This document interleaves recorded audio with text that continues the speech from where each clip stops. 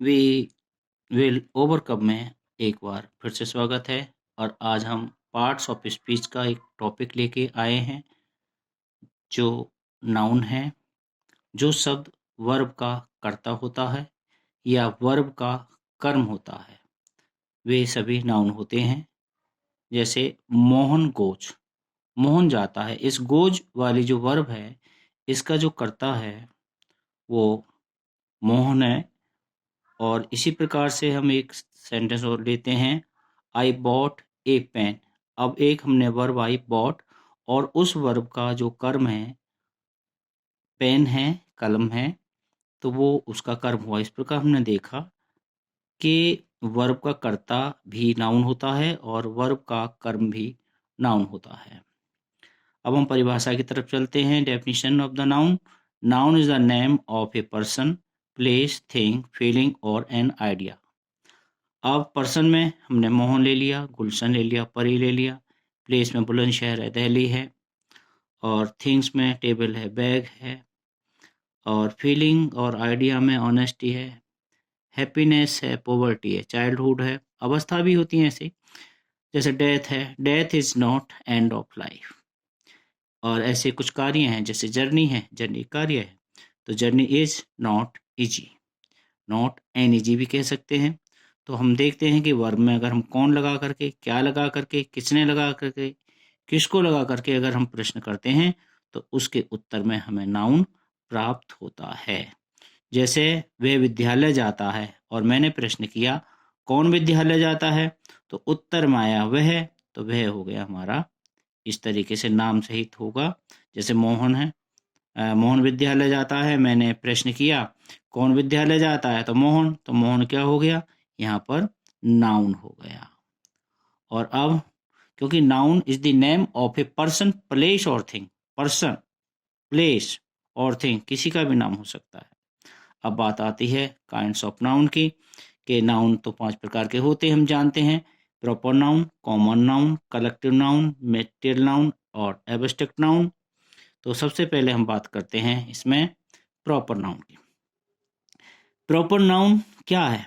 It is used for particular, यानी किसी विशेष person के लिए प्रयोग किया जाता है, या पार्टिकुलर प्लेस किसी विशेष स्थान के लिए प्रयोग किया जाता है, या पार्टिकुलर थिंग या किसी विशेष वस्तु के लिए प्रयोग किया जाता है। जैसे शिवाजी वॉज बोर्न ऑन 7 अप्रैल 1627।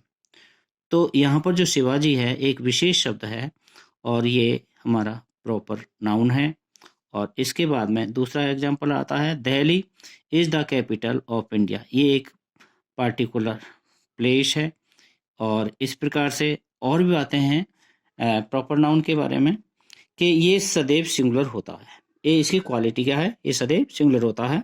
सामान्यतः इनके पूर्व आर्टिकल नहीं आता, ना ए आता, ना एन आता, ना दा आता, मगर नदियों के ऊपर, यानी नदियों के नाम के पहले, और सागरों के नाम से पहले, पर्वतों के नाम से पहले, विशेष इमारतों के नाम से पहले, और पुस्तकों के नाम से पहले, जो राजनीतिक दल हैं उनके नाम से पहले, समाचार पत्रों के नाम से पहले दा जरूर आती है।